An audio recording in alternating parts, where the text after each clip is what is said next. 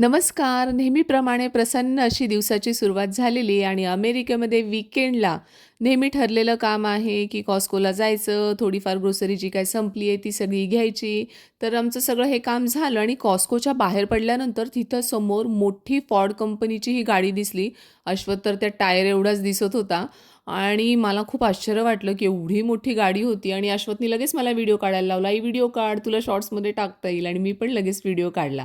आज होती Devanshi final match. मग आम्ही ग्राउंडवर गेलो आणि भरपूर पेरेंट्स आलेले होते तिकडं, कारण फायनल मॅच होती आणि खूप आम्ही आजचा दिवस एन्जॉय केला.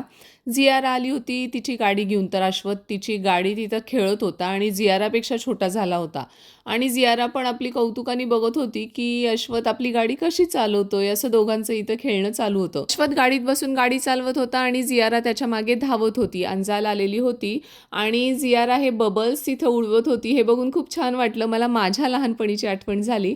अश्वथला तिथं पिझ्झा खायला मिळाला आणि देवांशी फायनल मॅच जिंकली आणि विनिंग टीमसोबत फोटो काढायला अश्वथ शायनिंग मारत तिकडं उभा होता आणि मॅच संपल्यानंतर मानसिंगकडून सगळ्यांना मेडल्स देण्यात आले आणि पप्पांच्या हातून आपल्याला मेडल मिळतंय हे बघून देवांश खुश झालेला होता आणि या दोघांना बघून मी खुश झाले आणि आमच्या इथं सगळा हा कार्यक्रम झाल्यानंतर वुमन्स डे सेलिब्रेशन होतं एका वेगळ्या पार्कमध्ये. तर आम्ही त्या ग्राउंडवरून डायरेक्ट तिकडे गेलो.